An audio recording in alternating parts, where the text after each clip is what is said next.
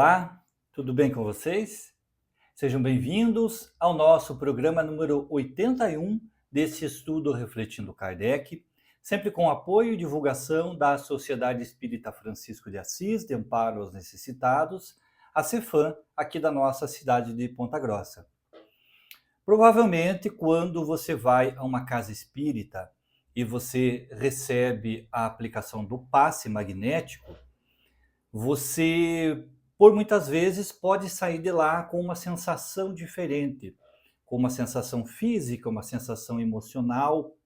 Mas o fato é que muitas pessoas frequentam a casa espírita e não compreendem exatamente qual é o mecanismo do passe e de que forma nós podemos participar mais ativamente, favorecendo a recepção desses fluidos, ou quem sabe com algum comportamento, com algum pensamento, até afastando algum benefício que poderíamos receber. Há também algumas possibilidades de que certas pessoas recebam alguma cura, recebam algum benefício da espiritualidade e que, se não fazem parte da doutrina espírita, acabam por entender que receberam um milagre.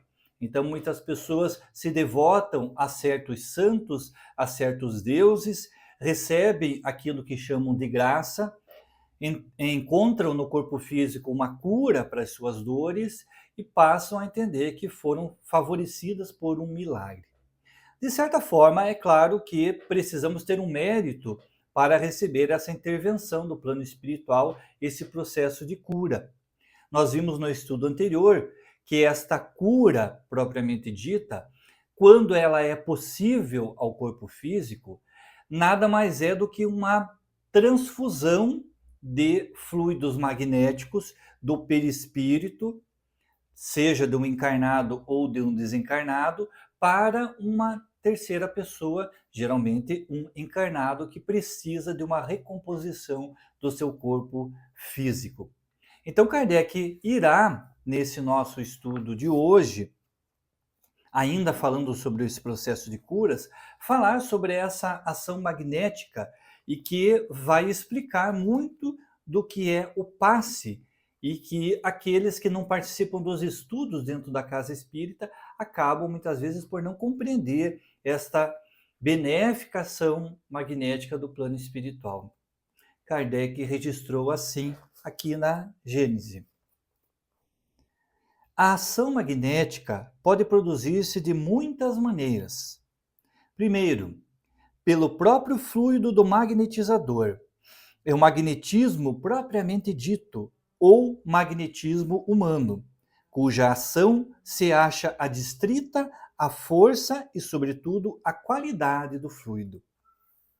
Segundo, pelo fluido dos espíritos, atuando diretamente e sem intermediário sobre um encarnado, seja para o curar ou acalmar um sofrimento, seja para provocar um sono sonambúlico espontâneo, seja para exercer sobre o indivíduo uma influência física ou moral qualquer. É o magnetismo espiritual, cuja qualidade está na razão direta das qualidades do espírito. Terceiro, pelos fluidos que os espíritos derramam sobre o magnetizador, que serve de veículo para esse derramamento. É o magnetismo misto, semi-espiritual ou, se o preferirem, humano-espiritual. Combinado com o fluido humano, o fluido espiritual lhe imprime qualidades de que ele carece. Em tais circunstâncias, o concurso dos espíritos é, a miúde, espontâneo, porém, as mais das vezes, provocado por um apelo do magnetizador. É claro que Kardec dirá mais adiante que esta condição de realizar a cura, ela dependerá de um aperfeiçoamento daquele que realiza e também de uma certa possibilidade de uma condição especial que este magnetizador possua para realizar o processo de cura. Mas vamos nos lembrar, por exemplo, daqueles momentos em que a mãe com o filho no colo e esta criança sofrendo alguma dor física, geralmente os recém-nascidos com as dores de barriga, as cólicas, essas situações que muitas vezes não se sabe exatamente como resolver, porque são processos naturais do desenvolvimento da criança.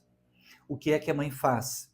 Impõe a mão sobre a barriguinha da criança, às vezes coloca lá um pano quente, algum outro artifício, mas com a imposição das mãos e o próprio contato com o seu corpo físico, a mãe geralmente faz uma oração, direciona bons sentimentos à criança, um desejo de que ela melhore, pede à espiritualidade, ao santo ou a alguém que ela tenha crença, para que, de uma forma geral, Deus intervenha tirando a dor daquela criança. E, na maioria das vezes, a criança se acalma. Há outras situações de pessoas que, necessitando de uma intervenção cirúrgica, de um procedimento, de alguma situação de doença no corpo físico, acabam também por recorrer a certos santos, entidades, deuses, pedindo uma intervenção, pedindo a cura, pedindo que sejam beneficiados por essa intervenção desses seres invisíveis. E quando isso acontece, atribuem como um milagre. E mais propriamente dentro da casa espírita, nós temos alguns médiuns que realizaram e realizam processos de cura direta, mas também temos isso presente em todas as casas espíritas, o passe magnético, que como Kardec vai classificar, ele se dá de três formas. O primeiro, com a transmissão fluídica do magnetizador, apenas do magnetizador. O segundo processo é a intervenção fluídica ou a doação fluídica do plano espiritual. Então, é um magnetismo espiritual. E o terceiro caso, que é o que ocorre nas casas espíritas, que é o magnetismo ou a transferência magnética mista, porque ela se dá com a transferência de fluidos do próprio médium e também da espiritualidade. Então é muito interessante a maneira que Kardec coloca que a espiritualidade derrama fluidos sobre o médium, sobre o magnetizador, e quando ele impõe as mãos e emana o desejo de auxiliar aquela pessoa, através de uma prece, através de bons sentimentos, através de uma boa preparação para doar esses fluidos, ele acaba por transmitir, juntamente com o seu fluido, do seu perispírito, também o fluido espiritual para aquele que está ali recebendo o passe.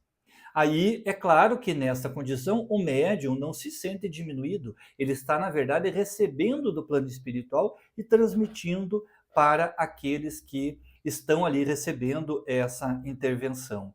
Então, pode ocorrer dessas três formas. Dentro da casa espírita se dá o passe misto, a transmissão do fluido do encarnado e do plano espiritual, mas acontece também aqueles casos em que a pessoa não pode ir à casa espírita. E aí vai ficar sem o passe, sem o benefício, ela faz a oração e ela pode receber a intervenção dos espíritos derramando sobre ela diretamente o fluido espiritual. Pode levar um processo de cura? Como dissemos no estudo anterior, se houver o merecimento dessa pessoa, se dentro da programação espiritual for possível esta cura, assim será realizado. Se for um processo kármico de que a pessoa dependa de enfrentar aquela situação, pode ter diminuído as suas dores, pode ter diminuído o seu sofrimento, mas o processo persistirá por conta de que é necessário para a pessoa enfrentar aquela situação. Então, essa condição que a pessoa necessita é importante para que ela se coloque como um vaso pronto para receber essa carga magnética. Se eu vou receber uma carga magnética num passe na casa espírita, eu preciso estar isento de qualquer sentimento de raiva, de mágoa, de ressentimento, de descontentamento com a vida, preciso estar predisposto a receber esta boa influência do plano espiritual. Da mesma forma que se eu vou fazer a prece na minha casa, na rua, em qualquer local que eu vou solicitar a interferência dos bons espíritos para que me auxiliem dentro de um processo de cura, dentro de um processo de intervenção da espiritualidade, preciso estar receptivo. Então, na casa espírita, temos o processo misto, magnetismo daquele que cede, do médium, e também do plano espiritual. Na sequência desse estudo, Kardec falará sobre a materialização de alguns espíritos. Por certo, já ouvimos histórias, comentários de pessoas que viram determinadas entidades espirituais, a quem denominaram anjos ou santos, e que atribuíram a eles uma cura, uma recepção magnética muito boa e que de alguma forma marcaram as suas existências. Como se dá e é possível esse processo de materialização dos espíritos? Como é que o perispírito se torna visível aos nossos olhos? Aguardo vocês na próxima semana para continuarmos esse estudo sobre os perispíritos e os fluidos. Uma ótima semana, que Deus abençoe o seu lar, Jesus esteja presente no seu coração, no seu pensamento, e nos encontramos aqui na próxima sexta-feira. Tchau!